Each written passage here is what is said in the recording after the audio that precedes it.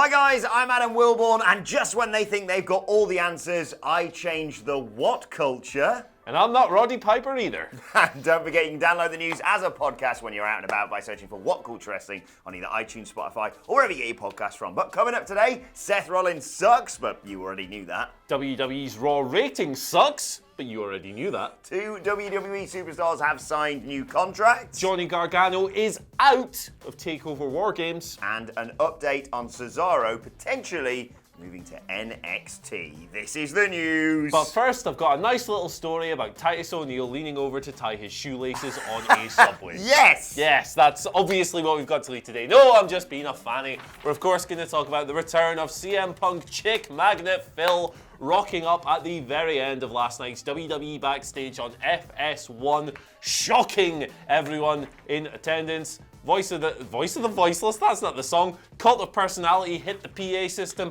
Out comes Chick Magnet Phil, shocks all the hosts, Paige, Samoa Joe, Booker T, they're all standing there, they're all flipping out. He goes to the camera, he says exactly what Adam Wilborn has just says. It's as simple as this, just when they think they got the answers, I change the culture. I will see you next week. Now, details on this situation. WWE on Fox tweeted after the show saying, holy your chants have been answered. CM Punk just showed up on WWE Backstage. He'll be appearing periodically on the show beginning next Wednesday night at 11 p.m. ET. Now, phone home. PW Insider have some updates on this situation as well. They have revealed that Punk's contract is with Fox. It is not with WWE, but WWE have given their blessing for the situation. And they note also that Fox kept the whole thing a secret to all on-air personalities apart from Renee Young, to prevent any leaks. So this is something we've been talking about extensively over the past couple of months. Now it's come to fruition. Adam Wilborn, what do you think?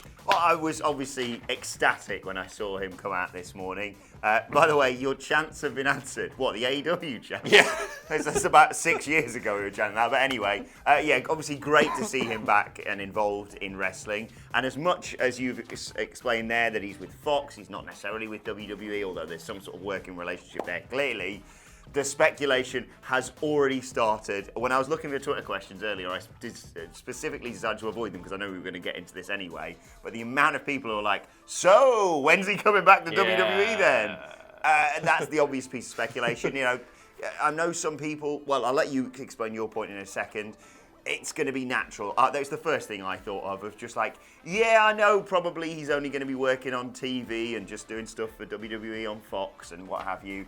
But there's that little voice in your head that says, he's coming back, isn't he? And do you know what? I'm ready to be hurt again. Yeah, this is a really interesting situation. I honestly feel like I could talk about this for about half an hour because there's just so much to unpack with how it's been executed and what will happen going forward. I think it's going to be like WWE Backstage when Punk is on it is now must-see TV. Yes. I think like if it wasn't already, I can't wait to see what this guy, who will presumably be unfiltered, right, if his contract's with Fox, I really want to see what his takes on the current WWE product are and how hard he goes in on it. I like his takes on Hell in a Cell. Yeah, me too. And I'd also, but you know, at the same time, he could come out and spit corporate drivel like, you know, the Fiend is one hell of a competitor, Renee, and all this stuff. So that's going to be interesting to see. I hope he does shoot because that'll be loads of fun. It'll be interesting to see that if he does shoot on the product, how long are WWE going to go, Fox Brothers, you're going to get rid of this guy? But I think like the one major concern I have with this situation, and I said this before it actually happened, is that I think this is quite a boring way for Punk to return to wrestling, the wrestling sphere. I know he's not competing because now that he's showing up on Fox, once he's done a couple of weeks, Punk's normalized and Punk's just part of the ecosystem and he's not as special as he was. And that means that if he does show up on a wrestling show, be it WWE or wherever else eventually, it's just not going to feel as game-changing as it could have before. That's not to say it won't feel great and awesome and euphoric. It just feels a little bit less. However, I can't wait to see what comes of it. I'm over that negative hump already. And yeah, man, next week's show is going to be, it's going to be one of the most must-see shows of the year. Yeah, before we wrap this up, it is a little bit weird that his big, triumphant sort of WWE return was greeted by about 5 people clapping in a studio. But having said that, like you say, the moment he returns, whether it be at a pay-per-view or any arena or TV or whatever, the roof is going to come off that building. Yeah, man. And, I mean, let's be honest, we're blatantly going to be discussing this in a roundtable a little bit later on today. So Yeah. we'll leave it there for now, but let us know your thoughts in the comment section and make sure you check out the YouTube channel and our podcast channel as well, because we're going to be doing a big roundtable on the future of WWE with CM Punk a little bit later on today. But let's move on and talk about Seth freaking Rollins. Oh, cool. Yes. The comment There's section. a big old bucket of cold water on everything. Yes, because a worrying new report from Wrestling Inc.'s Mark Middleton has suggested that WWE may have been doing a little bit of tampering when it comes to Seth Rollins, in particular his appearance on this week's Raw, which came from Manchester. Yes, the man was in Manchester, of course. Speculating that they edited in not just crowd noise, which is kind of a given in modern day WWE, but literally footage from Raw's 28th of October episode in St. Louis, Missouri, to make it look like Seth's reaction from the crowd was a lot more favourable than he got in jolly old England. Not only that, but TalkSport's Alex McCarthy, who was there, said that when Seth Rollins said he was the best wrestler on the planet, stop saying that and delete your Twitter account. Yeah, there was particularly loud boos, which weren't exactly reflected on Monday's broadcast. Yeah, some heavy editing going on there. I think it was pretty obvious to anyone who read the spoiler reports on Friday. Every single one of those, no matter the source, was like, yeah, this got booed and this got booed and Seth got big jeers and all this stuff. But editing in footage from a show that happened 2 weeks ago to make the guy look better. It's like, how stubborn are this promotion? How ridiculous are they getting with this thing? Because what they're doing there is selling a lie. They're selling the idea that Seth Rollins was this, Seth acknowledged on air great energy, Manchester.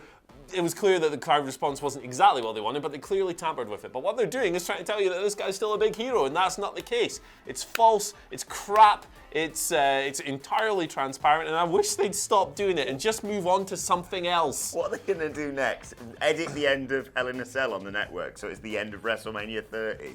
Right. Yeah! The whole arena is just, yes. Fiend. Yeah, no, like, it's just silly, isn't it? What are you doing? Come on, don't just be better. We don't like him, so just turn him heel. There you go. Do something. Like, if you want a top babyface, this guy hasn't worked. Move on to the next one. Stop trying to force it. This is as bad as anything they did with, well, not anything, but a lot of what they did with Roman Reigns. Yes. Shall we move on to the Raw rating? Because it wasn't good, unfortunately. It wasn't good is actually an understatement. It was the worst Raw rating of 2019 so far. This show drew an average of just 2.058 million viewers. That is down from the previous week, which was 2.15. Big drop off. Hour 1, 2.358 million. Hour 3, 1.753. That's a hefty decline. Now, it should be noted that this was a pre-tape show. So lots of people were probably spoiled on the results and therefore didn't feel like they had much of a reason to tune in. They also faced heavy competition from the Monday night hand egg game, pitting the Seattle Salmon against the San Francisco 69ers. Nice. So lots of stuff going on there. The number is never a good look, but I guess there are reasons and explanations for that. Yeah, I saw people talking about this when Brian Alvarez, I think, shared it last night on Twitter, and people were saying, look, it's not all bad news. It's a relatively good number when you take into account of not only the football, but also the pre-tape nature of it all. A decent number to start with. Obviously, it fell off a cliff towards the end. And I think I saw somewhere, this is completely just off the top of my head, I saw somewhere it was still like the fifth rated show on network TV. It was, but 2.058 million is abysmal. Like, it's not good. It's just crap. There are reasons for it, but that's a crap number. Like, I really want these shows to really turn around and push forward, particularly with these new TV deals kicking in, because it's good for everyone. But to do that, just improve the product. Exactly.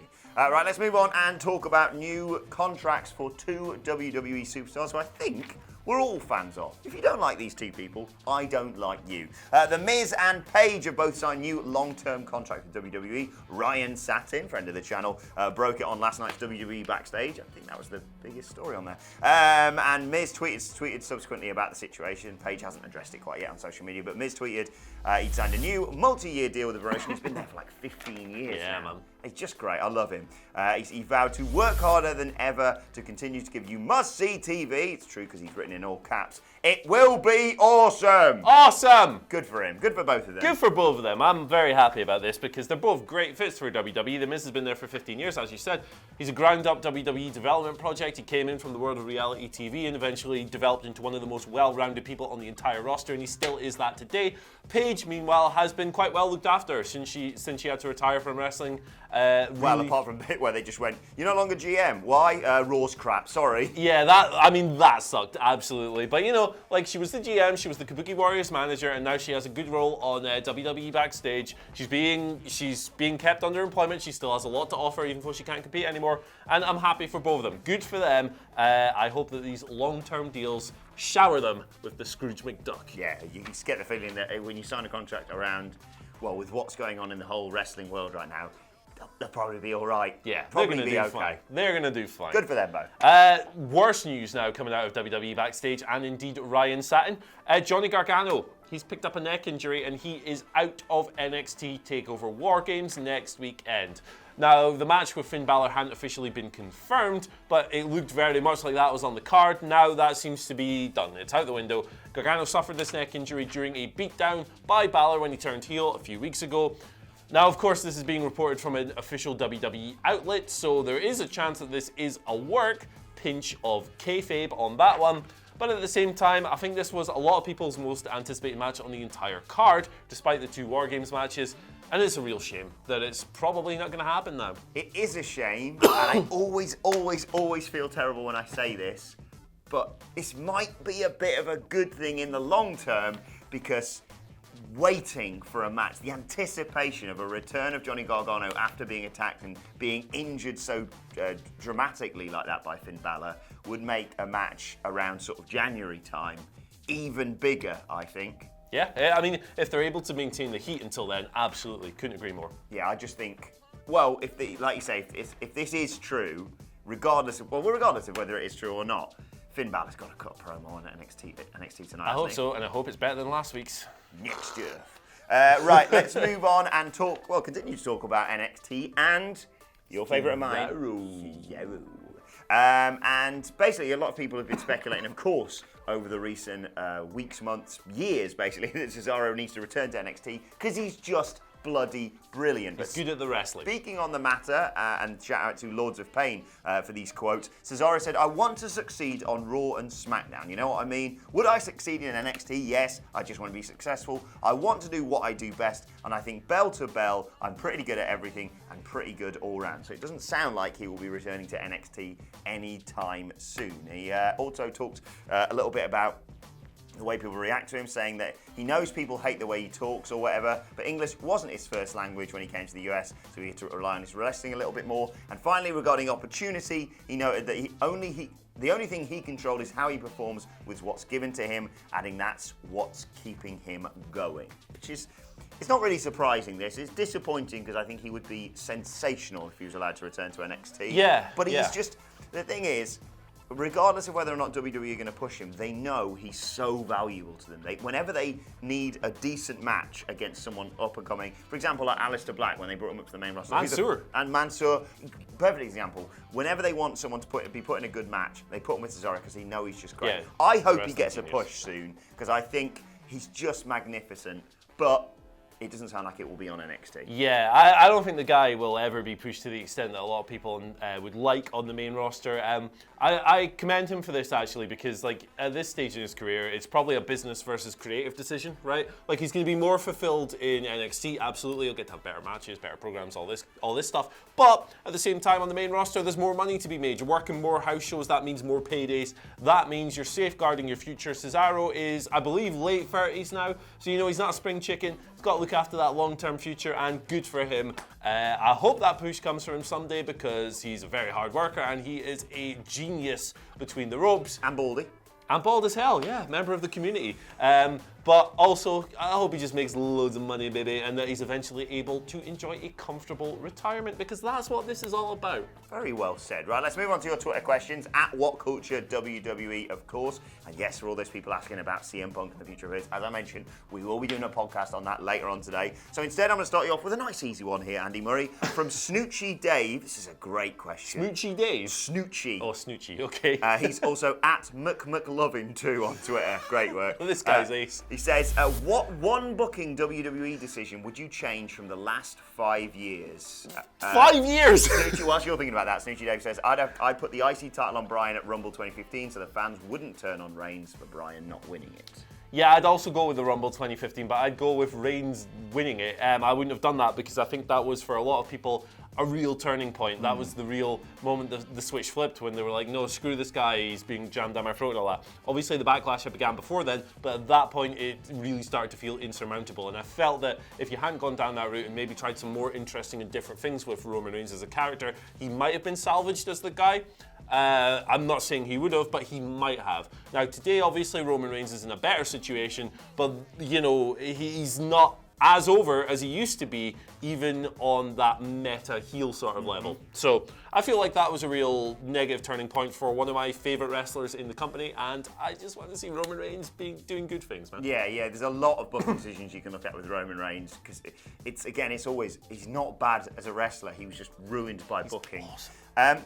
Do you know what popped into my? There's so many things you can pick for this, and I reckon we should probably do either a round table or a talking heads or a list or something on this. Yeah. But the first thing that popped into my head was a really simple one, and for once it's not Titus O'Neil related, although I would have had him probably win the 2015 Rumble, or Gangrel related. I'd have had Rusev win a title at WrestleMania when Rusev Day was over. I can't remember if he was fighting for that was the year he was fighting for the US title, or whether he was fighting for the tag titles. I think it was the US title. Yeah, for the four-way when Jinder won it. Yeah. Like, imagine that. It's a really small one. I'm sure there's far bigger ones, but for some reason that popped into my head of just like a real missed opportunity for WWE, because they pulled the trigger on that, I think, at like Christmas when no one watched. A year later. Yeah. They capitalized on that way too late. Yeah, I think that's what I've done. But now he's in a fantastic storyline, apparently. Remember One Night in Milwaukee? Those are the days. Right, let's move on to second question today from Christopher Blade. I hope that's his real surname. Blade the movie guy. Yeah. If Survivor Series 2020 follows a similar NXT versus main roster structure as this year's, what would you say to a main event of Brock Lesnar, the Beast, against the ring general Walter? Oh, god damn, that would be so awesome. Yeah, absolutely, 100%. That would be such a good match. Yeah. Can you imagine Walter bullying Brock Lesnar with those chops and stalking him around the ring? That sounds incredible. That's a match I never knew I wanted until that comment. Thank you for sending it in. And in case you're wondering why Michael Hamflett hasn't been around recently, he's wrestling on Monday Night Raw. Right, final question today comes from AL at YokoAndy3 on Twitter, who says, I can understand WWE wanting to keep wrestlers from going to AEW, but if talent is unhappy, why not structure a release that says you can't work for AEW for what would have been the remaining time on your contract? It's a compromise, but only a slight one, because I think like a lot of people who maybe have their eye on leaving have their eye on AEW as well, and AEW represents the best possible opportunity for those wrestlers to earn money under a full-time contract in North America. So I personally wouldn't be happy with that compromise. For just thinking about like the wrestlers and stuff, I don't think the wrestlers would be terribly happy with it as well. Now, obviously, there are other opportunities in New Japan, the Indies, you can go to Mexico and so forth, but AEW, you're ruling out a huge moneymaker. I just think this whole WWE thing is so damn petty. I understand why they wouldn't want to let, I don't know, Brock Lesnar leave or someone like that, but when you're talking guys like Sin Cara or Luke Harper, man, like, they're great talents, but, you know, just let them go. Let them do their thing. Why can't we all just get along, eh? Right, let's move on to today's, and finally, and this popped me big time when I saw it on Reddit Squared Circle this morning. Great news for fans of Soul Train Jones. Of course, who was featured in Chris Jericho's video package ahead of Full Gear, talking about how Chris Jericho's ability is like the Olive Garden breadsticks, unlimited. Well, Soul Train Jones has got a six-figure deal from Olive Garden, apparently. He got a message saying, "Hi, Virgil," don't know who that is. "We love that you have so much love for our breadsticks. P.S. We love the shout-out in that vid." And he replied, "Sounds amazing. Low six figures isn't bad, but for sure I need an unlimited card. It's a dream of mine." So congratulations to Soul Train Jones. You ever been to an Olive Garden in the United States? I've never been. They're interesting, man. They're kind of like, they're not so bad they're good, but they're kind of bad and good at the same time. They do this dish called like a tour of Italy, and it has like some lasagna over here, some Alfredo here, some chicken thing. It's a crazy situation, and unlimited breadsticks is never a bad thing. So shout outs. We've never been, but if Olive Garden, I don't know, want to fly both of us out and do a report on it, yeah, happy to. Yeah, we'll do a full review. They're chucking stuff out left, right, and centre. Might as well get a piece of that action. Yeah. All right, let us know your thoughts on Olive Garden's breadsticks and any other news stories we've covered today. I'm not sure there's anything that important, but anyway, let us know in the comment section below. Don't forget to like, share, and subscribe to WhatCulture Wrestling on either iTunes, Spotify, or wherever you get your podcasts from for daily wrestling podcasts. As I mentioned, that one all about CM Punk coming a little bit later on today. Plus, you can let us know your thoughts on Twitter and send us Twitter questions at WhatCultureWWE. Whilst you're there, follow both of us. You can follow him at Andy H. Murray. The H stands for have, as in what have I become now that I've betrayed everyone I ever loved? I pushed them all away. Fozzy. You can follow me at Adam Wilborn. You follow us all at WhatCultureWWE. My thanks, Andy Murray. Thank you for watching, and we will see you soon. Judas. I thought you didn't like Fozzy. I don't.